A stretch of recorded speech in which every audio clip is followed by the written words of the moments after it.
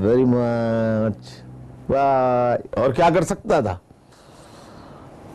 کیونکہ آرگومنٹ نہیں چلتے سمری ملٹری کورٹ میں.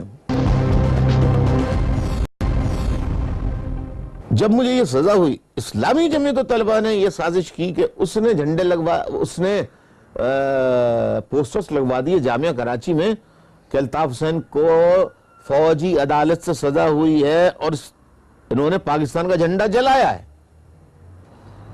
میں نے کہا کہ یہ اسلام کا نام لیتے ہیں، 5 وقت کی نماز کی تبلیغ کرتے ہیں، یہ کتنے منافق قسم کے لوگ ہیں یہ. خیر پھر اس کے بعد مختلف ایجنسیوں کے لوگ بشمول فوج کے جیل میں میرے پاس آتے رہے. کسٹم کی نوکری لے لو، پی آئی اے کی نوکری لے لو، فلاں کی نوکری لے لو، کسٹم کی لے لو، انکم ٹیکس کی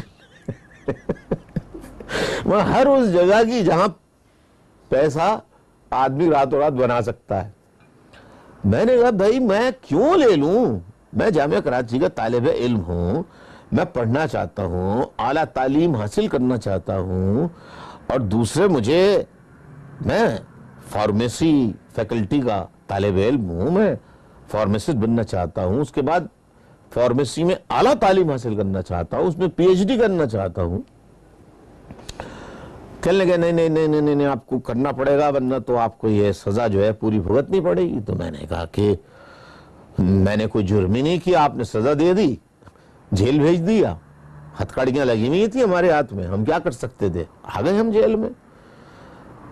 اس کے بعد جب ان کا آنا زیادہ ہو گیا اور پیشکشیں زیادہ کرنے لگے تو مجھے کچھ سکس سینس نے کہا کہ یہ میری والدہ محترمہ مرحومہ کے پاس یہ لوگ کہیں نہیں جائیں.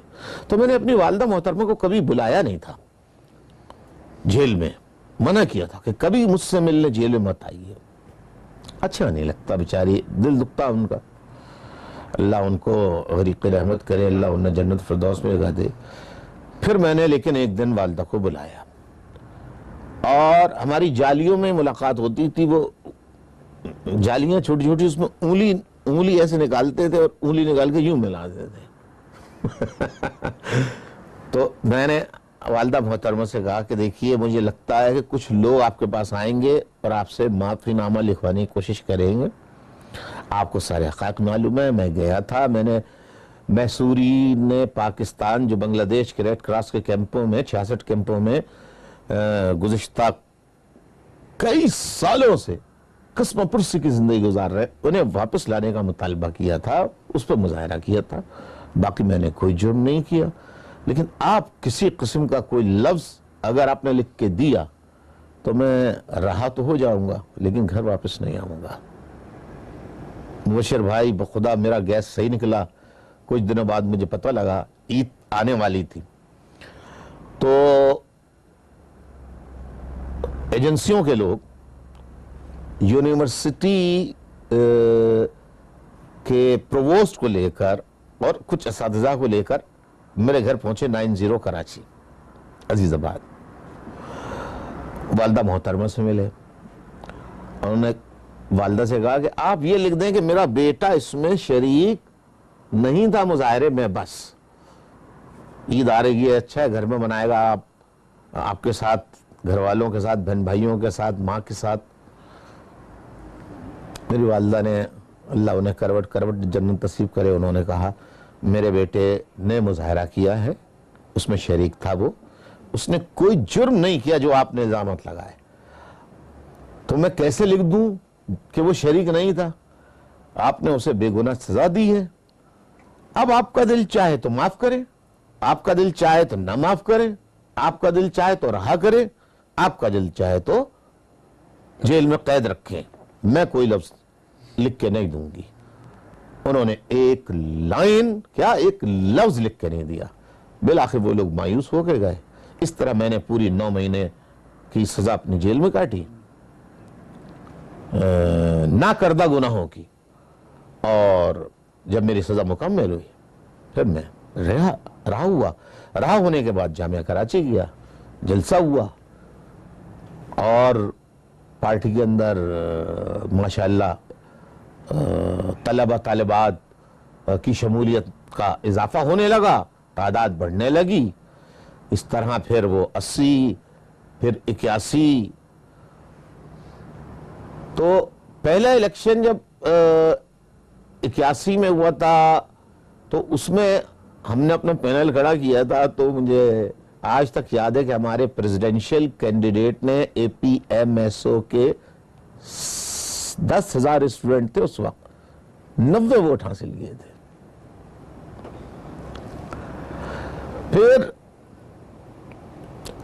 दूसरे साल जब यूनियंस के इलेक्शंस हुए उसमें फिर हमने हिस्सा लिया, तो दूसरे साल हमारे प्रेसिडेंशियल कैंडिडेट ने 900 वोट हासिल किए।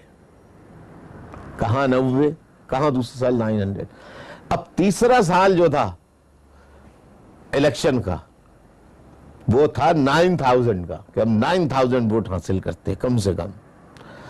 लेकिन इससे पहले हम ये करते 3 फरवरी 1981 को इस्लामी जमीयत तलबा ने अपने थंडर स्कॉट को बुलाकर सारे हमारे स्टॉल्स जो लगे हुए थे न्यू कॉमर्स को वेलकम करने के लिए उन्हें जला दिया, तलबात के साथ बेहुरमती की, चाकुओं से गोलियों से हम पर हमला किया, साथ ही जख्मी हुए और हमें मार मार के यूनिवर्सिटी से निकाल दिया।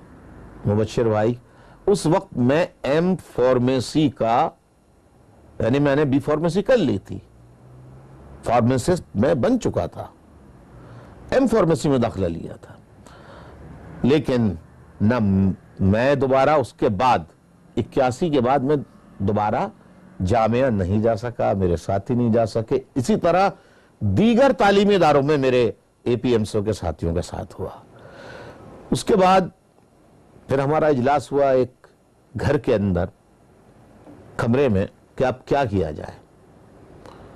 ना जमीयत वालों की तरह हमारे पास असला था, ना बारूद था, ना हथियार थे। तो कुछ साथी नाराज हुए, रोना पीटना हुआ। कुछ साथियों ने कहा नहीं ठीक है हम जाएंगे। मैंने कहा भाई मैं अपनी दानिश में नहीं समझता कि जाना ठीक है, लेकिन कुछ साथी बज़िद हो गए। मैंने ठीक है आप लोग जाइए। दूसरे दिन वो साथी चले गए। वो साथी जब दूसरे दिन गए फिर मारा जनाब। फिर जब वो पिटे तो उनके अक्ल ठिकाने आ गई जनाब कि भाई अल्ताफ भाई ने जो पहले बताया था वो ठीक बताया था। फिर सोचा गया कि अब करें तो क्या करें। तो ये सोचा गया अब एक ही तरीका है कि इलाके टू इलाके, एरियाज टू एरियाज काम किया जाए। तो फिर हमने